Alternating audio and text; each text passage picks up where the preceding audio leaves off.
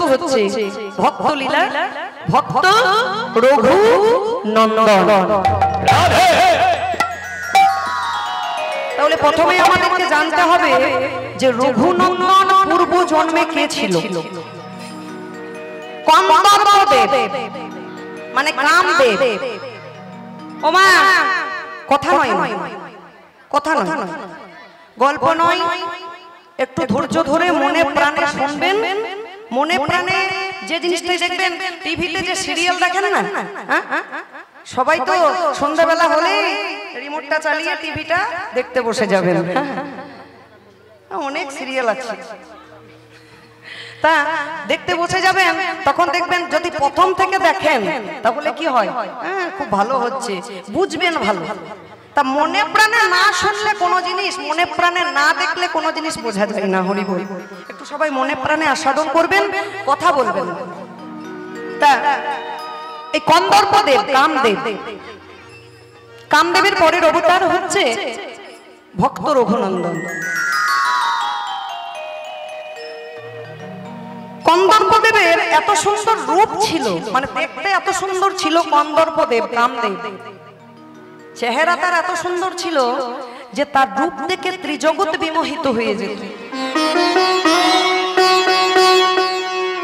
কামদেবের মনে মনে অহংকার হলো,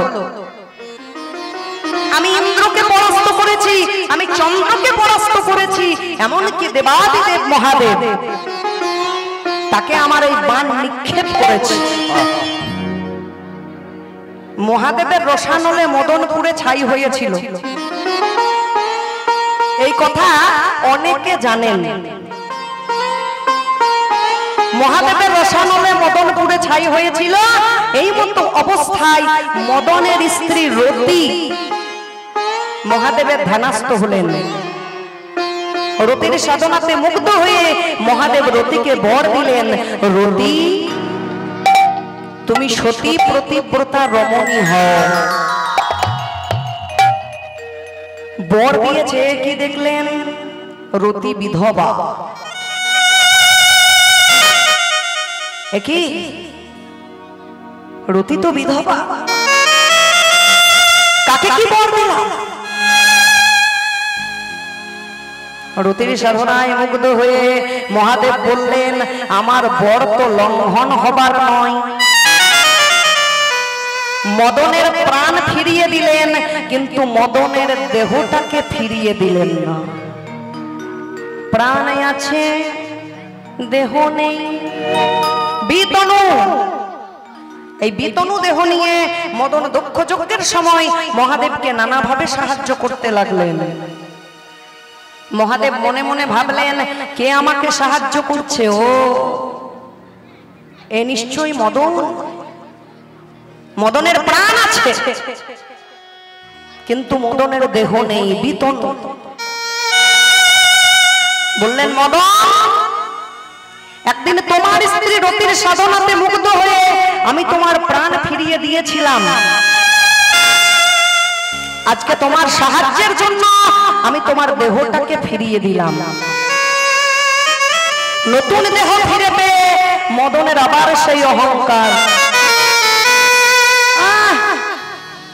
দেবাদিদেব মহাদেবকে আমার বাণ নিক্ষেপ করেছি, আর দুদিনের ছেলে গোরা খাল মাঠে ঘাটে বাঁশি বাজায়, গরু চড়াই, তাকে বাণ মারবো আর কি বড় কথা। কিন্তু ওই যে ও বাবা মা গো, দর্প হরি গোবিন্দ কারো দর্প রাখেন না।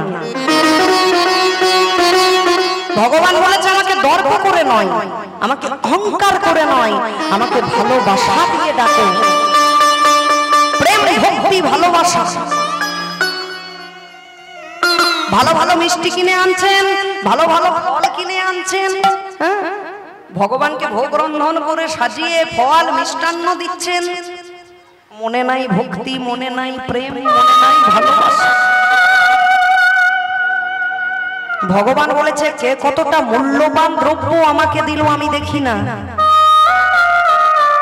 আমি শুধু দেখি আমাকে সেবা দেওয়ার জন্য। সেবা দেওয়ার সময় অন্তরে প্রেম ভক্তি ভালোবাসায় আছে কিনা, দুটি নয়নে তার জল আছে কিনা। তবেই তাকে কৃপা করব। মদন, তোমার এত অহংকার, এই দেখো আমি রাধারানীকে বামে নিয়ে দাঁড়ালাম, তুমি আমাকে বাণ নিক্ষেপ করো। রাধারানীকে বামে নিয়ে দাঁড়ালেন। মদনের কয়টি বাণ?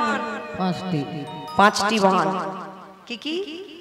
মদন, মাদন, শোষণ, স্তম্ভন আর মোহন। মদনের বাণের একটা নিয়ম ছিল, বাণ লক্ষ্য বস্তুতে পৌঁছে আবার মদনের তুনে ফিরে আসতো। তুন মানে পিঠের দিকে থাকে যেগুলোতে বাণগুলো রাখা হয়, সেগুলোকে বলছে তুন।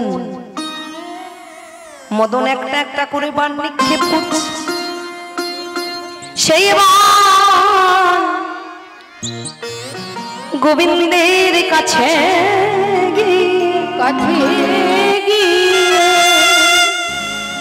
বলেছে, হে গোবিন্দ, হে গোবিন্দ, তুমি জানো আমাদের অপরাধ নিও না। হে গোবিন্দ,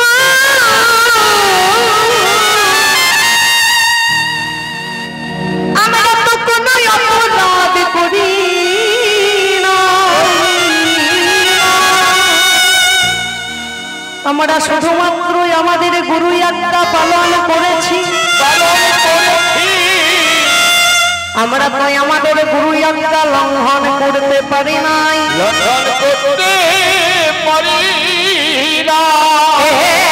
গোবিন্দ, তুমি জানো নিজ গুণে কৃপা,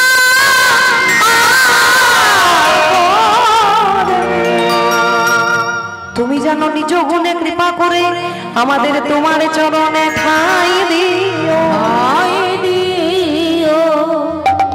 একটা একটা করে মদন বাণ নিক্ষেপ করছে।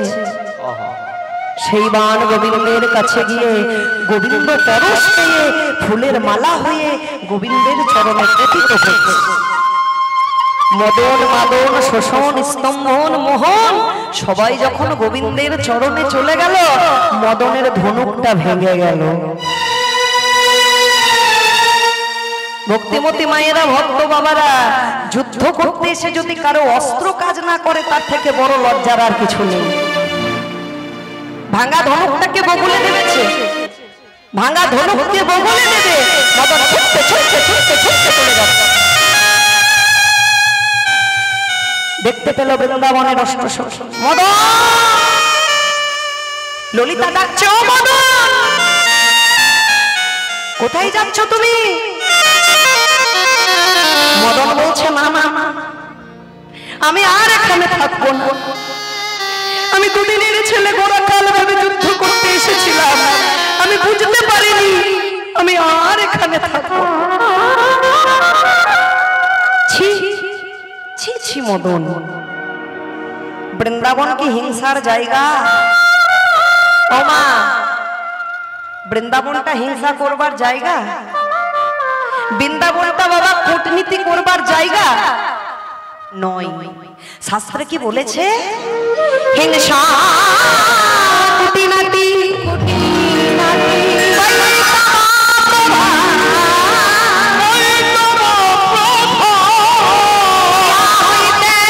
কৃষ্ণ ভক্তি, কৃষ্ণ ভক্তি অন্তর হিংসা কুটিনাটি কই তব প্রধান, ইয়া হইতে কৃষ্ণ ভক্তির হয় অন্তর ধ্যান। বৃন্দাবনে আসবে, বৃন্দাবনে থাকবে, হিংসা কূটনীতিকে পরিত্যাগ করে থাকবে। যাও মদন, গোবিন্দের কাছে তুমি ক্ষমা চেয়ে। মদন গোবিন্দের কাছে গিয়ে বলেছে, হে গোবিন্দ,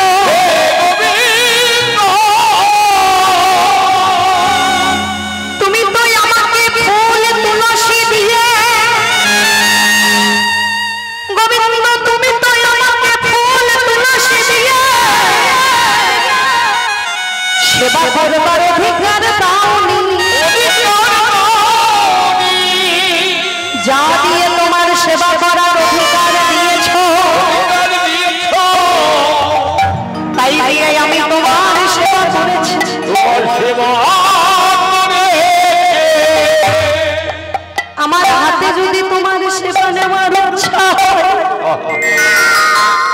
গোবিন্দ, আমার হাত থেকে যদি তোমার সেবা নেওয়ার ইচ্ছা হয় তবে আমায় আশীর্বাদ করো, পরের জন্মে যেন আমি ভক্ত হয়ে আসতে পারি।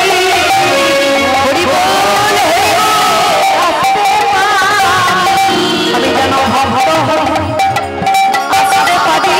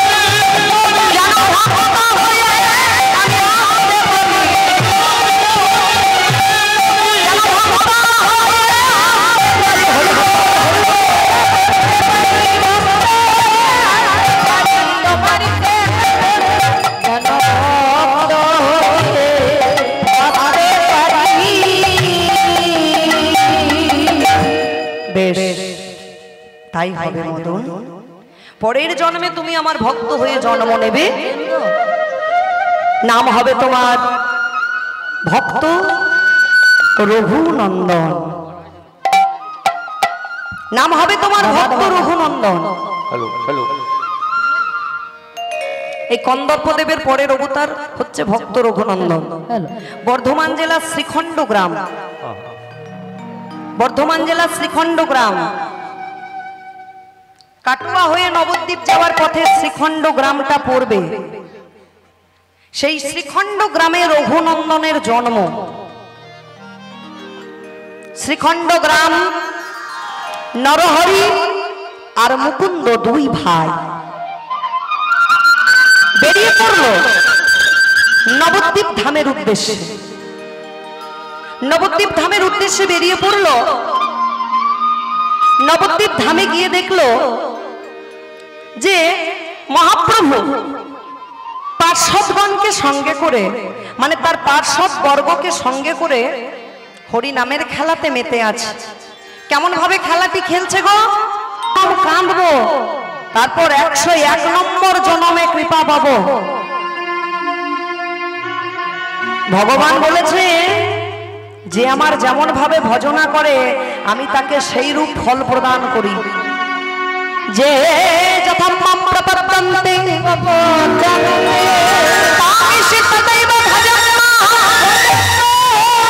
মম বরতান বরতন্তে বরতন্তে মনসায় পার্থ সর্বস্ব। যে যথা মাম প্রপদ্যন্তে, যে যেমন ভাবে আমার ভজনা করে, তাং স্ততৈব ভজন্মহম, তাকে আমি তার ভজনা অনুযায়ী মম বরতান বরতন্তে মনুষ্যাই পার্থ সর্বস্ব, আমি তাকে তার ভজনা অনুযায়ী সেই রূপ কর্ম প্রদান দ্বারাই অনুগৃহীত করি বা সেই রূপ ফল প্রদান করি। জীবনাং কৃষ্ণ ভক্তস্যং বরং পঞ্চাদীনানি চং নতু কল্প সহস্রাণি ভক্তিহীনশ্চ কেশবে। যে জীব কৃষ্ণ ভক্ত, এই জগতে তার 5 দিন বেঁচে থাকা সার্থক। কিন্তু যারা কৃষ্ণ ভক্ত নয়, দিনাস্তে হরি কথা বদনে বলে না, করণে শ্রবণ করে না, হরি মন্দির প্রদক্ষিণ করে না।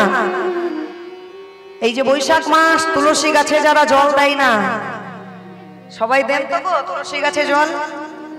ভক্তিমতী মায়েরা সবাই জল দেন তো? বাবারাও সবাই দেবেন। তুলসী গাছে বিশেষ করে সারা বছর তো দিতে হয়, কিন্তু বিশেষ করে চৈত্র মাসের সংক্রান্তির দিন থেকে এই বৈশাখ মাসের সংক্রান্তির দিন পর্যন্ত তুলসী গাছের গোড়ায় জল দিলে ভাগবত প্রেমের উদয় হয়, ভগবানের কৃপা পাওয়া যায়। যে বাড়িতে থাকে তুলসী মন্দির, যে বাড়িতে থাকে তুলসীর বন সেই বাড়িটা হয় ভগবানের বাড়ি, সেই বাড়িতে ভগবানের আবিষ্কার হয়। আর যে বাড়িতে থাকে না তুলসী মন্দির, থাকে না তুলসীর বন, সেই বাড়িটা হয় জমের বাড়ি। আমাদের হিন্দুদেরকে প্রত্যেককে বাড়িতে তুলসী মন্দির রাখতে হবে, প্রত্যেক দিন তুলসী গাছের গোড়াতে জল দিতে হবে। করা করে বসতি লক্ষ্মী, করো মনে সরস্বতী, আর করো মধ্যে গোবিন্দম, প্রভাতে করো দর্শনম। সকালবেলা আপনারা ঘুম থেকে উঠবেন আর উঠে তুলসী গাছের বদনটা দর্শন করবেন, দেখবেন সারাদিনের পাপ পাপ সবকিছু দূরীভূত হয়ে যাবে, মনটা পবিত্র হয়ে যাবে। ভগবান এমনি এমনি ভাবে পাঠায়নি মা, কর্ম করতে পাঠিয়েছে। কর্ম করো তবেই ফল পাবে, কর্ম না করলে ফল পাওয়া যায় না। সরকারের খাতাতে, কোম্পানির খাতাতে আপনি যদি চাকরি করেন, আপনার যদি নামটা লেখা থাকে, প্রত্যেকদিন আপনি যদি চাকরিতে যাওয়া আসা করেন, মাস গেলে একটা মাইনে পাবেন, বেতন পাবেন। কিন্তু যদি তা না করেন, যদি চাকরি না করেন, তাহলে কি কেউ এমনি এমনি টাকা দেবে, মাইনে দেবে? তাহলে কর্ম করো, ফলের আশা করো না। ফলটা তুলে রেখেছি, সময় মতো ঠিক দিয়ে দেব। যাদের যাদের ঘুম আসছে ঘুম ছেড়ে যাবে, কেন? মাঝে মাঝে উলুধ্বনি করতে হবে, হরি হরি করতে হবে, আপনার ঘুম ছেড়ে যাবে। তা চলুন সবাই মিলে দুটো বাহু তুলে জয় শ্রী রাধা রমন হরি বল, জয় শ্রী রাধা রমন হরি বল।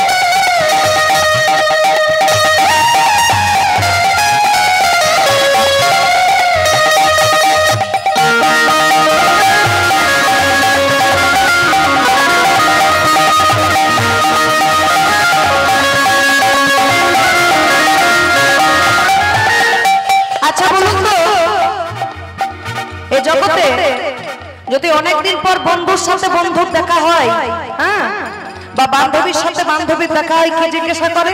किसी ने पूछा तेरा बच्चा बाल कितना है, किसी ने पूछा तेरा बेटा कितना है,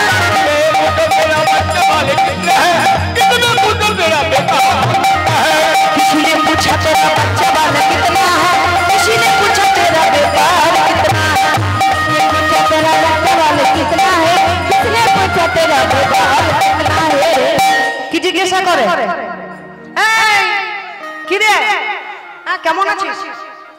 ভালো আছিস তো? হ্যাঁ রে, তা তুই বিয়ে করেছিস? হ্যাঁ রে, ছেলে পুলে কটা রে? চারটে।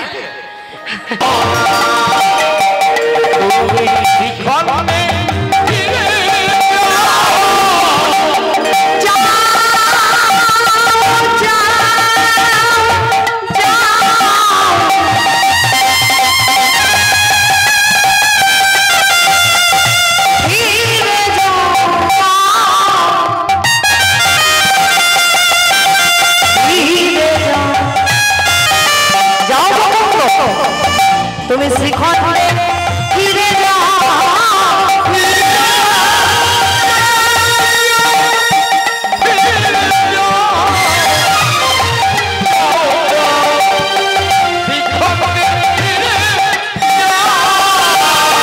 শ্রীখণ্ডে ফিরে গিয়ে কি করবে জানো?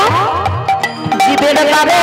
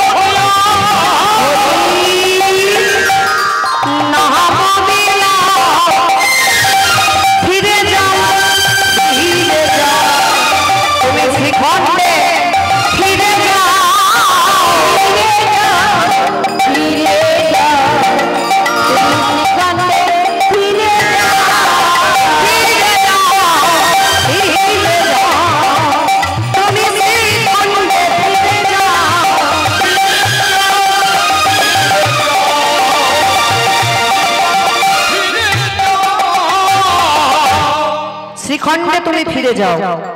শ্রীখণ্ডে ফিরে গিয়ে প্রত্যেক জীবের দ্বারে দ্বারে তুমি হরিনাম বিলাইবে। হ্যাঁ, জীবের দ্বারে দ্বারে গিয়া চরণে ধরিয়া হরিনাম বিলাও। শ্রীখণ্ডে ফিরে গিয়ে তোমার বংশের যে কাজ, চিকিৎসা চিকিৎসা শুরু করবে, আর তার সাথে সাথে গোপীনাথের সেবা।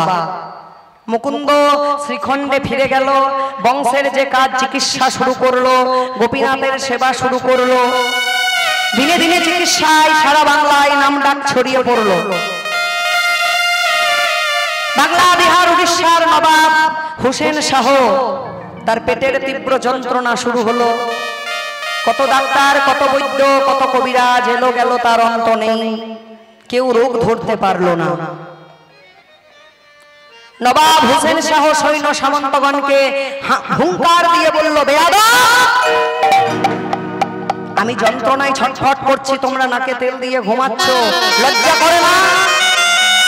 যাও, যেখান থেকে পারো যত বড় কবিরাজ আছে নিয়ে এসো, যাও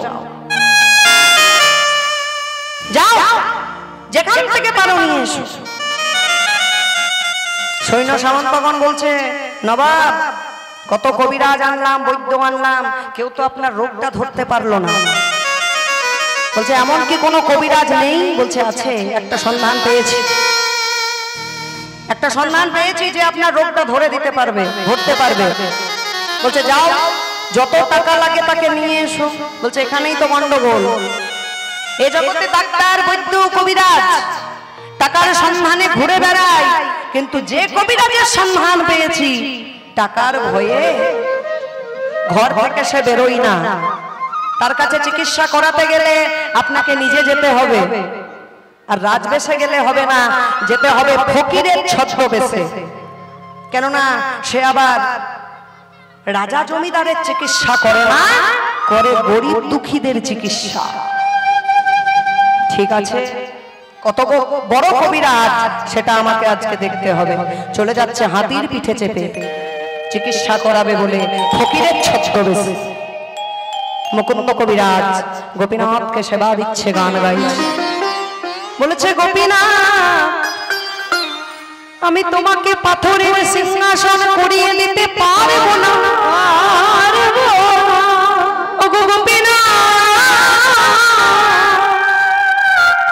আমি তোমায় সোনার সিংহাসন করিয়ে দিতে পারবো না। আমি তোমাকে রূপার সিংহাসন করিয়ে দিতে পারবো না। কিন্তু আমার মনের মন্দিরে কি একটিবার আসবে না? ও গোপীনা, আমার মনে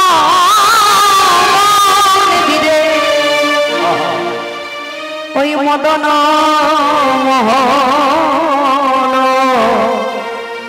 দাঁড়াবে না কি গো আসে।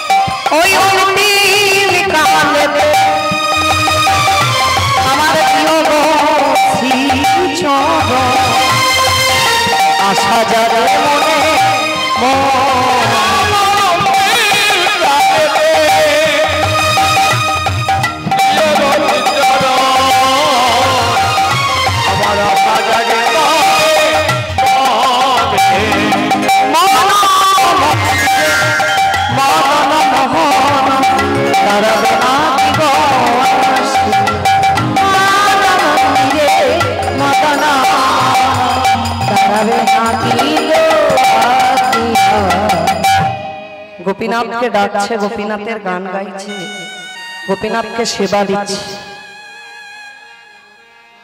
হাতির পিঠে চেপে আসছে নবাব হোসেন শাহ ফকিরের ছদ্মবেশে। হাতির পিঠে চেপে চলে আসছে চিকিৎসা করাবে বলে। বলছে ওগো, পাশাপাশি লোকজনদেরকে জিজ্ঞাসা করছে, বলে দিতে পারবে মুকুন্দ কবিরাজের বাড়ি কোনটা? বলছে ওই যে ওই সামনের বাড়িটা, যে বাড়িতে নাম হচ্ছে, যে বাড়িতে অনেক লোকের ভিড় আছে, সেই বাড়িটা হচ্ছে মুকুন্দ কবিরাজের বাড়ি। মুকুন্দ কবিরাজের বাড়িতে গিয়ে দাঁড়িয়েছে। বলছে ওগো, হ্যাঁ মুকুন্দ কবিরাজ কোথায় গো? আমার চিকিৎসাটা একটু করে দিক না গো। বলছে দাঁড়াও দাঁড়াও, গোপীনাথকে সেবা দিচ্ছে, সেবা দিয়ে চিকিৎসা সবার শুরু করবে। যাও তুমি লাইনের প্রথমে গিয়ে দাঁড়াও। লাইনের প্রথমে দাঁড়িয়েছে। বাহ, গানটা ভালোই শুনতে পাবো। এত সুন্দর যার গানের গলা, এই গান গেয়েই তো মানুষের অর্ধেক রোগ সারিয়ে দেবে। গান শুনিয়েই যেন মন ভরে গেল। তাই এভাবে লাইনের প্রথমে দাঁড়িয়ে আছে আর গান শুনছে। আর মুকুন্দ কবিরাজ বলছে, গোপীনাথ, যেদিন আমার শেষের দিন হবে, শেষের দিনে যেন তোমার চরণে আমার মতি থাকে। শেষের দিনে যেন তোমার চরণে মতি থাকে গোপীনাথ। মুকুন্দ কবিরাজ সেবা দিয়ে বাইরে বেরিয়ে এসেছে। নবাব হোসেন শাহ বলছে, ও কবিরাজ, আমার চিকিৎসাটা একটু করে দেবে গো। বলছে দাঁড়াও দাঁড়াও, একটু প্রসাদ মুখে দিয়ে আসি, এসেছি কি? হ্যাঁ ভবের কাল বিছানাতে শুয়ে শুয়ে কাল নিদ্রায় আমরা সারা জীবনটা ঘুমিয়ে যাচ্ছি, অর্ধেক দিন ঘুমিয়েই যাচ্ছি, তাও আমাদের ঘুমের স্বাদ মিটলো না। হরি বল।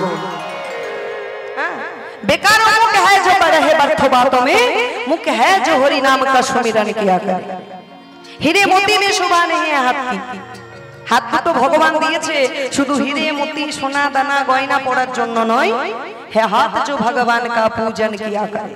हाथ दुटो दिए भगवान के पुजो देवार जन्य, भगवान के सेवा देवार जन्य।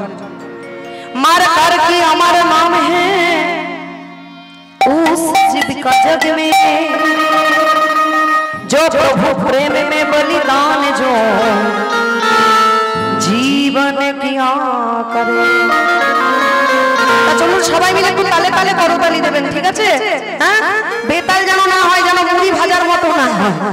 হ্যাঁ, একটু তালে তালে সবাই করতালি দেবেন। হরি হরি বল। চলো 1 2 3 4।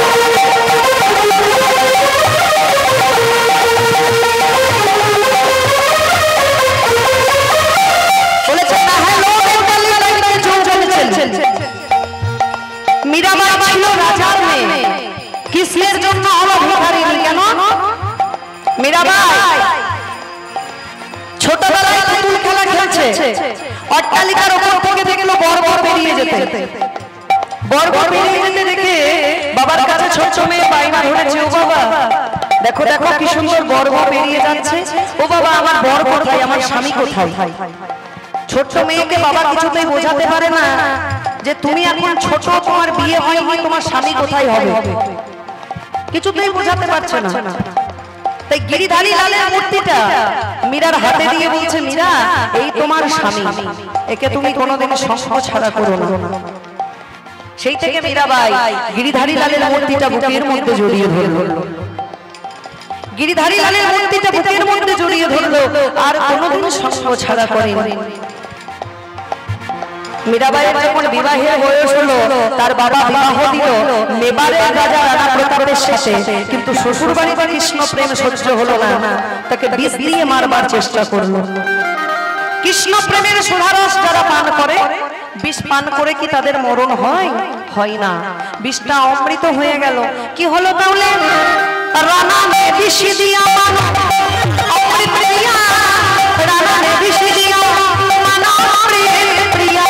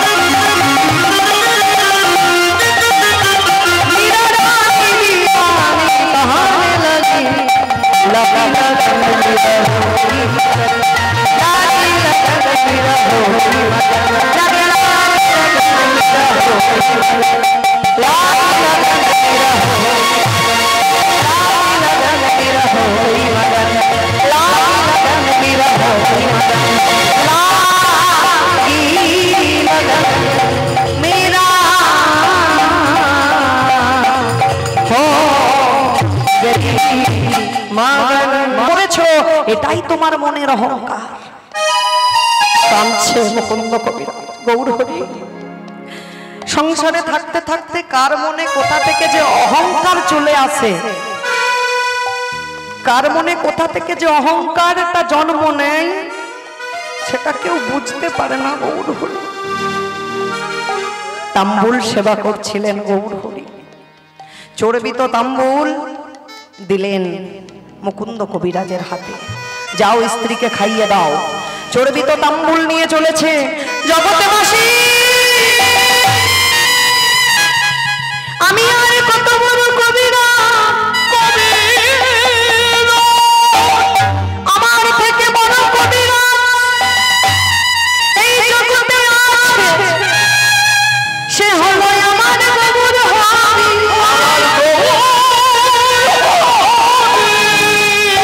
গৌরের মতো কবিরাজ জগতে আর নেই। সেই চর্বিত তাম্বুল অনকটাকে সেবা করালো, রোগটা ভালো হয়ে গেল। একটা উপকার হলো গো মা, অনকটা দেবী হলেন গর্ভবতী। গর্ভটা পূর্ণ হলো কবে? সরস্বতী পূজার দিন। ছোট্ট ছোট্ট ছেলেরা এসেছে মুকুন্দ কবিরাজের বাড়িতে সরস্বতী পূজা করবে বলে। হ্যাঁ গো, পুজোর দিন তো সবাই পুজো করেন, পুজো দেন। কত রকমের ফুল, আমডগি, জামডগি, বাসকডগি, নানা ধরনের ফুল নিয়ে আমরা পুজো দিই, পুষ্পাঞ্জলি দিই। আজকে ফুল নিয়ে তো কেউ আসেননি মা, ফুল নিয়ে তো কেউ আসেননি বাবা। আসুন মন ফুল দিয়ে আজকে ভগবানের চরণে অঞ্জলি দিই। ঠাকুর মশাই মন্ত্র পড়াচ্ছেন। ওম বিষ্ণু, ওম বিষ্ণু, ওম বিষ্ণু, ওম পাদ বিষ্ণু পরমানন্দ সদা শক্তি সূরয় দীবচক্ষুরাগতম ওম আদিত্য সর্বভূতং পতেতিবা যশ্বরে পরিকথা সবচ্ছক্ষতরো নমঃ শ্রী হরি, শ্রী হরি, শ্রী হরি।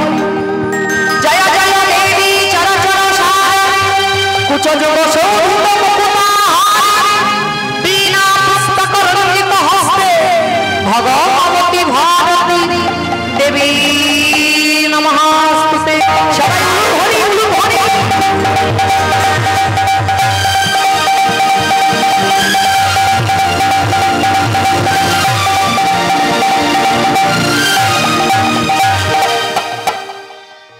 ধুমধাম করে সরস্বতী পূজা হচ্ছে, এমন সময় জন্মগ্রহণ করলো।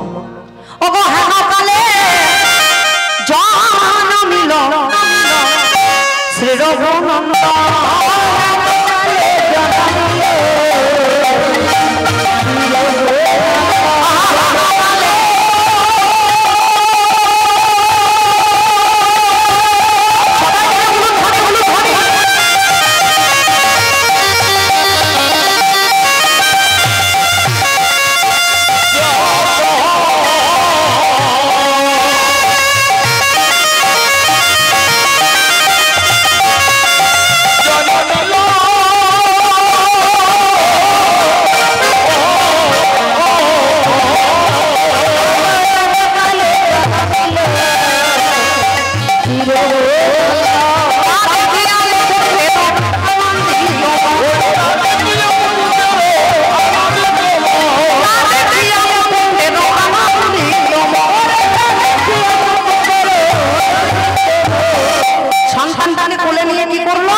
সরস্বতী শিশু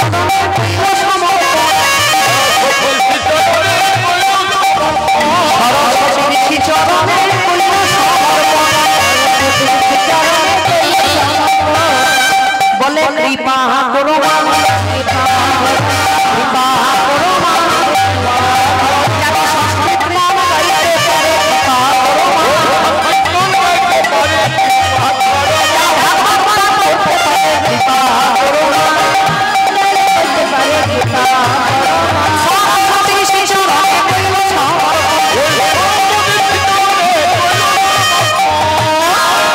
সরস্বতীর শ্রীচরণে সমর্পণ করে দিল সন্তানকে।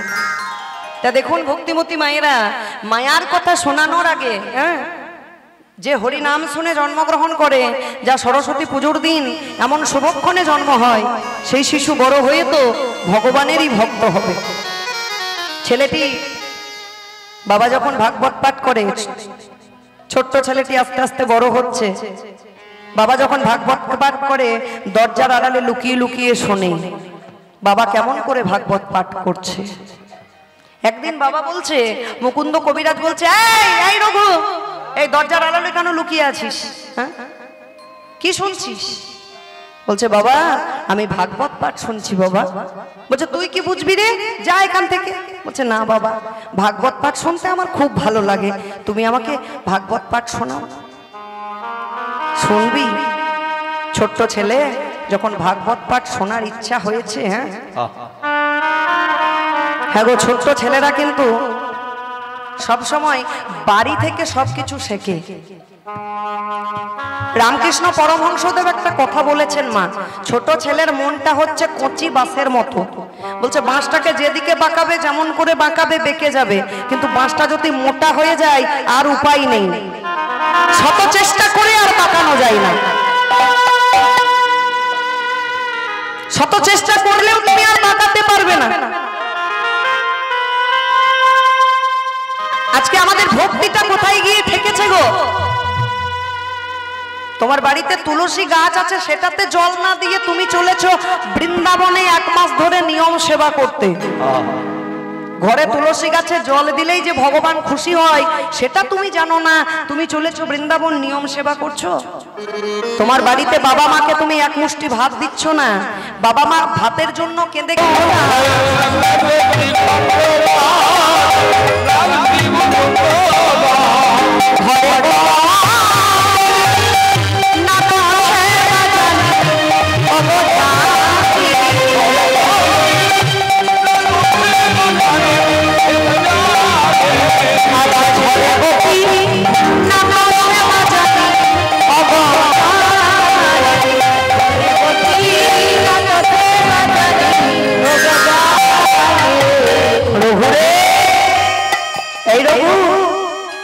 ঘরে কৃষ্ণের সেবা আছে বাবা,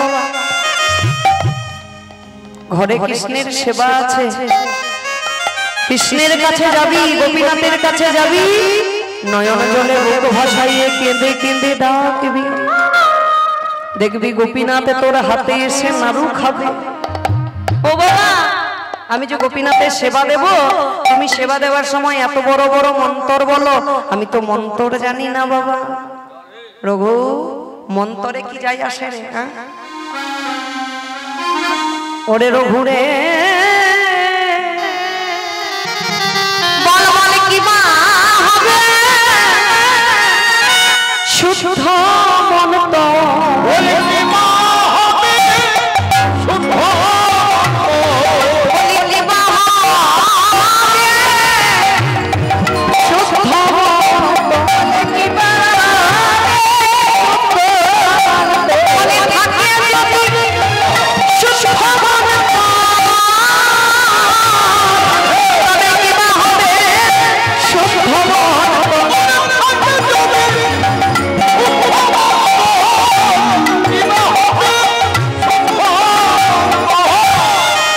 থাকে যদি তোর শুদ্ধ মন, কি হবে শুদ্ধ মন তরে? রঘু, ঘরে কৃষ্ণের সেবা রইল বাবা, ওরে ঘরে আছে কৃষ্ণ সেবা,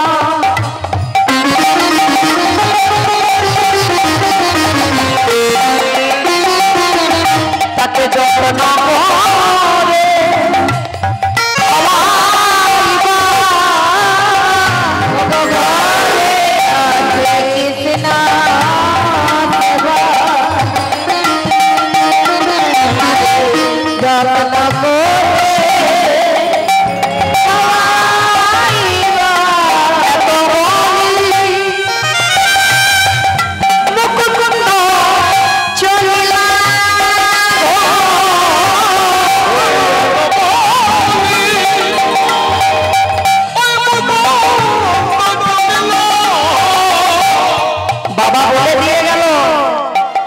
গোপীনাথের কাছে যাবি, ডাকবি, কাঁদবি। আমরা হলে কি বলতাম মা? আমি একটু বাইরে যাচ্ছি রে, বাড়িতে গোপীনাথের বিগ্রহ রইল, একটু চিনি জল বা বাতাসা জল দিয়ে দিবি তো। আমরা চিনি জল আর বাতাসা জল দিয়েই ভাবি ভগবানকে কত সেবা দিলাম, কত সেবা দেওয়া হলো। চিনি জল, বাতাসা জল, নকুলদানা জল, হ্যাঁ ভগবান বলেছে যে যা দেয় আমি তাতেই খুশি হই। পত্রাং পুষ্পাং ফলাং তুয়াং, ভালোবেসে কেউ যদি একটা ফল দেয় তাও সেবা করি, কেউ যদি পাতা দেয় তাও সেবা করি, কেউ যদি ফুল দেয় তাও গ্রহণ করি, কেউ যদি জল দেয় তাও গ্রহণ করি। শুধু শুদ্ধ মনে দিতে হবে। ঘরে আছে কৃষ্ণ সেবা, যত্ন করে খাওয়াইবা, এত বলি মুকুন্দ চলিলা। মায়ের কাছে বলছে ও মা দাও পূজার থালাটা সাজিয়ে দাও। অনক্তা দেবী বলছে কতবার বলেছি তোর বাবাকে একটা ঠাকুর মশাই রাখো, ঠাকুর মশাই রাখো, আমার কথা তো শোনে না। এখন ছোট ছেলের হাতে দিয়েছে পুজোর দায়িত্ব, যা খুশি তাই কর। পিতার আদেশ পাইয়া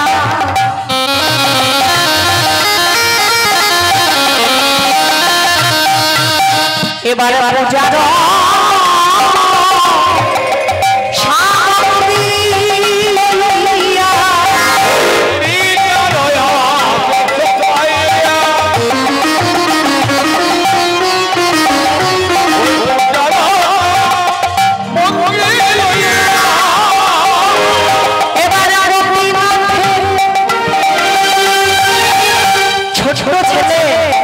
পূজার থালাটি নিয়ে টলতে টলতে টলতে টলতে গোপীনাথ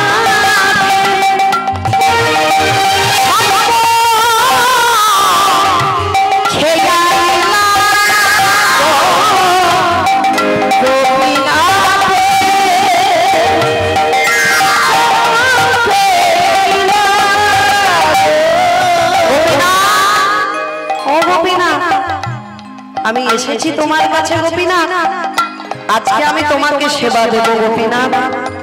ও গোপীনাথ, ও গোপীনাথ ঘন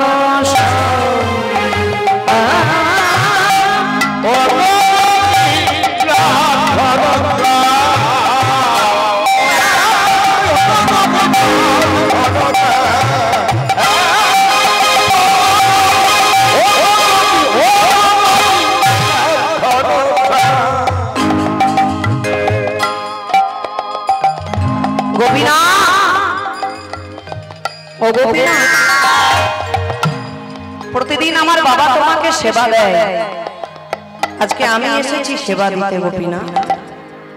আমার কাছে তুমি এসে সেবা করবে না গোপীনাথ? আজকের মতো এসেছি, কাল থেকে হয়তো আসবো না। ছোট্ট ছেলেটির মনের মধ্যে কতটা ভক্তি। ও গোপীনাথ, নারুটা সেবা করো গোপীনাথ। ও আমি বুঝতে পেরেছি তুমি কেন খাচ্ছ না। মাথাতে তোমার চূড়া বাঁধা আছে তো চূড়া নিয়ে খেতে অসুবিধা হচ্ছে, চূড়াটা নামিয়ে রাখলো। গোপীনাথ এবার সেবা করো গোপীনাথ, সেবা করো করো। খাবে না গোপীনাথ? তাও খাচ্ছ না কেন বুঝেছি। হাতে তো বাঁশি ধরানো, বাঁশি নিয়ে খাবে কি করে? বাঁশিটা নামিয়ে রাখলো, এবার খাও গোপীনাথ, সেবা করো গোপীনাথ। তাও খাবে না? ও তুমি কত লাজুক গোপীনাথ। বাবা প্রত্যেকদিন সেবা দেওয়ার সময় দরজাটা লাগিয়ে দেয়, আমি দরজা লাগাতে ভুলে গেছি, তাই তুমি খাচ্ছ না। দরজাটা লাগিয়ে দিল, এবার সেবা করো গোপীনাথ। ও গোপীনাথ এবার সেবা করো, তাও খাবে না। বুঝেছি কেন খাচ্ছ না। বাবা প্রতিদিন সেবা দেওয়ার সময় তোমাকে কত সুন্দর করে সাজিয়ে দেয়।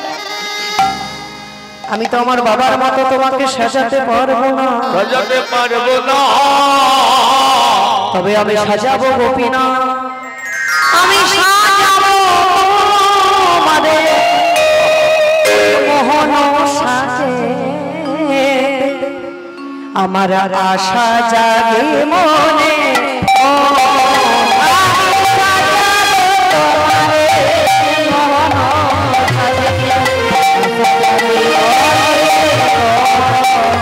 আমি সাজাবো তোমার মোহন সাজাতে আশা জাগে মনে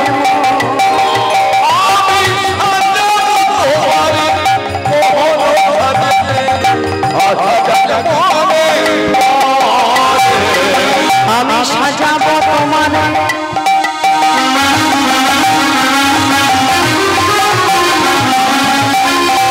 ভক্তির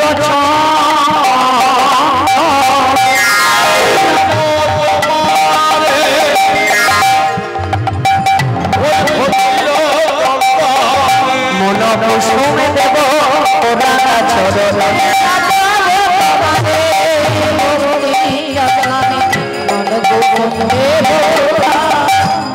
চোখের জলে ভেসে কেউ ডাকে না, মন্ত্রে তন্ত্রে সবাই ডাকে। রঘুনন্দন বলছে, ও গোপীনা, এত নাড়ু তুমি একাই খাচ্ছ? হ্যাঁ, একটা রেখে দাও। বলছে, না, আমাকে দে নাড়ুটা।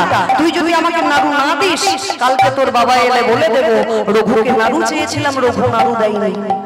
আর মনে মনে ভাবছে, রঘু ভালোবেসে আমায় এত নাড়ু খাওয়ালি, তোকে একটা খাওয়াবো না? রঘুনন্দনকে বলছে, হ্যাঁ কর। রঘুনন্দন বলছে, না গোপীনাথ, আমি নাড়ু খাবো না। খাবি না? এবার গালটা টিপে ধরেছে, অমনি ছোট ছেলের মুখটি হাঁ হয়েছে, অমনি মুখের মধ্যে নাড়ু দিচ্ছে। কেমন হবে গো? নাড়ু খা, হরি হরি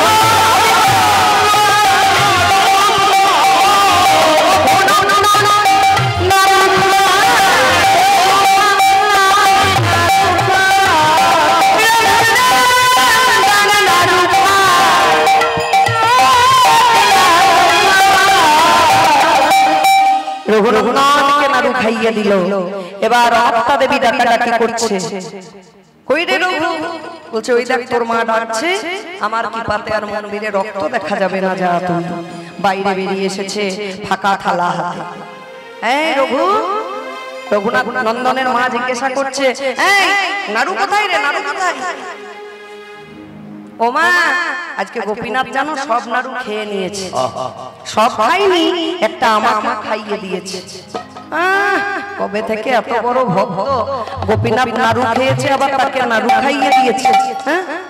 যাই হোক বাবা, তোর বাবা প্রসাদ ছাড়া কিছু খাই না, বাড়ির ভেতর থেকে নাড়ু এনে তুলসী পাতা দিয়ে রেখে দিল। এমন সময় মুকুন্দ কবিরাজ ফিরেছে বাড়িতে। আসিয়া মুকুন্দ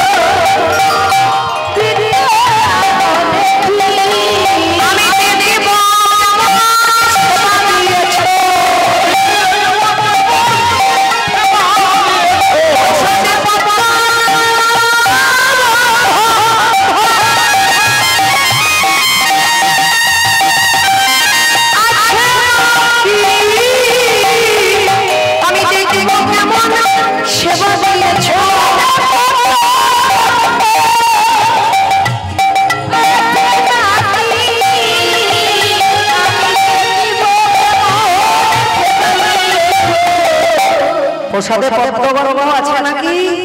বলছে, ও বাবা, গোপীনাথ আজকে জানো সব নাড়ু খেয়ে নিয়েছে, সব খাইনি, একটা আমাকে খাইয়ে দিয়েছে। এবার রঘুনন্দনের বাবা মুকুন্দ কবিরাজ মনে মনে ভাবছে, ছেলে সত্যি কথা বলছে না মিথ্যা কথা? যে ছেলে সরস্বতী পুজোর দিন জন্ম, ছোট থেকে যে ভাগবত পাঠ করে, হ্যাঁ, ভাগবত পাঠ শোনে, সে তো মিথ্যা কথা বলতে পারে না। তাহলে সত্য প্রতিষ্ঠা করতে হবে।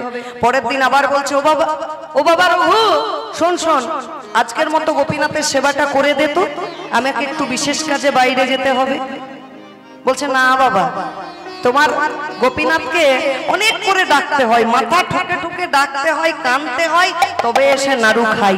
আজকে আর আমি সেবা দিতে পারবো না। বাবার মুখের ওপরে না বলতে নেই, একটু আজকের মতো সেবাটা করে দে। সেবা করতে পাঠালো ছেলেকে, আর দরজার আড়ালে লুকিয়ে আছে সত্য প্রতিষ্ঠা করবে বলে। অগ শুনি আপা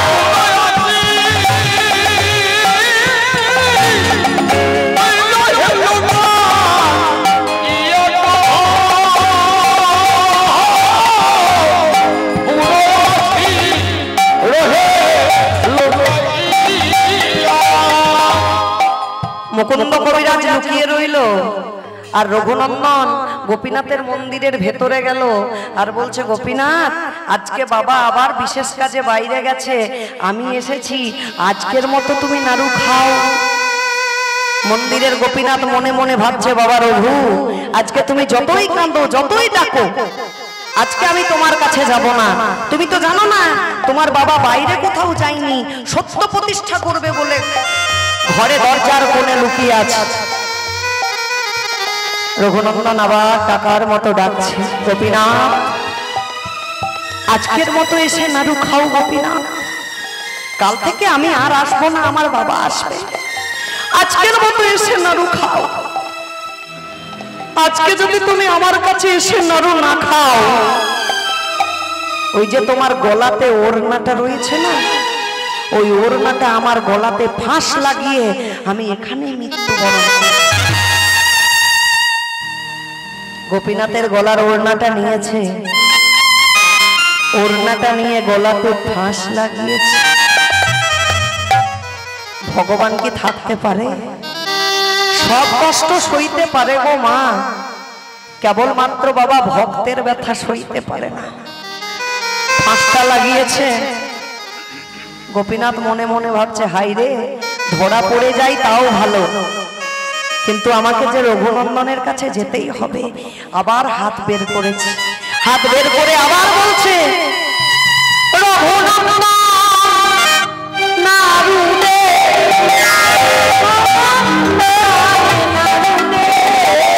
রঘুনন্দন নাড়ু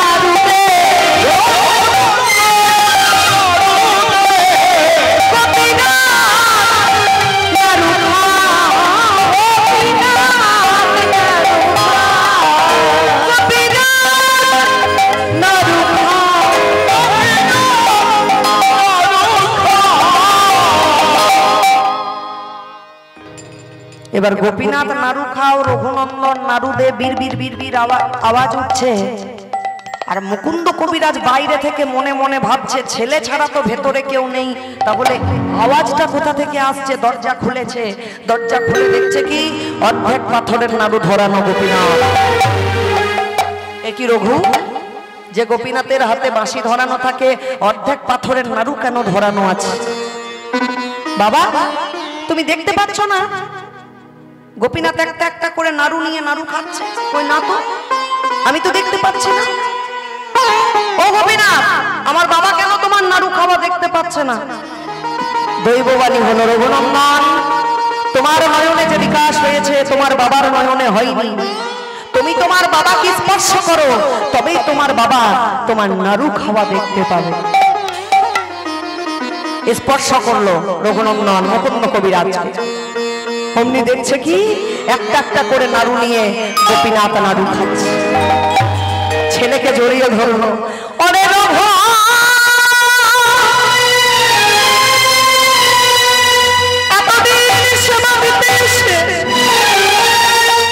আমি কোনদিন গোপীনাথকে নাড়ু খাওয়াতে পারিনি, তুই একদিন সেবা দিতে এসে নাড়ু খাওয়ালি বাবা। এতদিন আমি পারিনি বাবা, আর তুই একদিন এসে নাড়ু খাওয়ালি। ধন্য রঘু, ধন্য আমি তোর পিতা হয়ে, ধন্য তোর জননী, ধন্য তোর জন্মভূমি।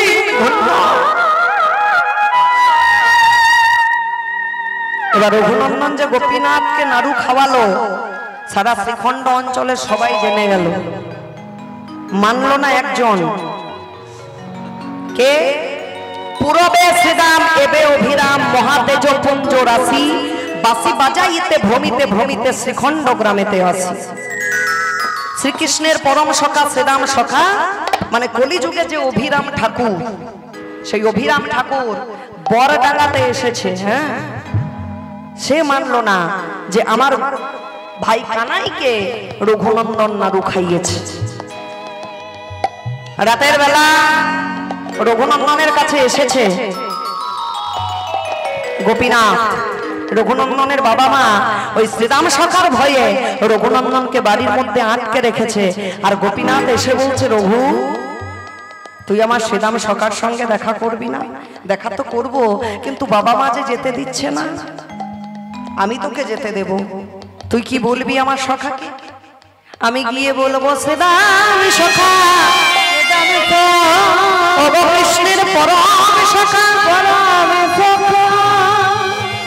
আমি তো এ জন্মেতে কৃষ্ণ সেবা দিতে পারব না, আমি তো সেবা জানি না গো, পরজন্মে যেন কৃষ্ণ সেবা দিতে পারি, তাই তুমি যেন আমায় কৃষ্ণ সেবা শিখাইয়ে দাও।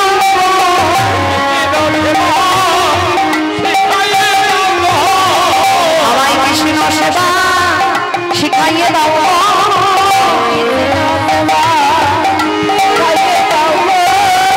আমি তোমার সেবা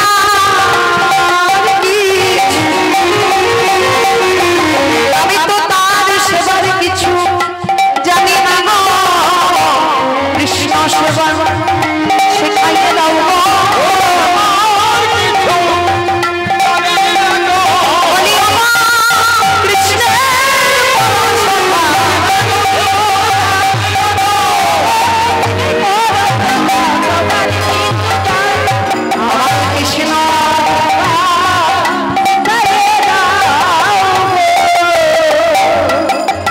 বলছে শোন, তুই সত্যি বলছিস না মিথ্যা বলছিস এখনই প্রমাণ হয়ে যাবে, তোকে আমি প্রণাম করব। তুই যদি স্থির চিত্তে দাঁড়িয়ে থাকিস জানবো তুই সত্যি কথা বলছিস, আর তুই যদি ধ্বংস হয়ে যাস আমি জানবো তুই মিথ্যা কথা বলেছিলি। এবার কি করলো? এতে কবলিয়া প্রণাম করিল দুই চার পাঁচ সাত, এতে কবলিয়া প্রণাম করিয়া দুই চার পাঁচ সাত। এবার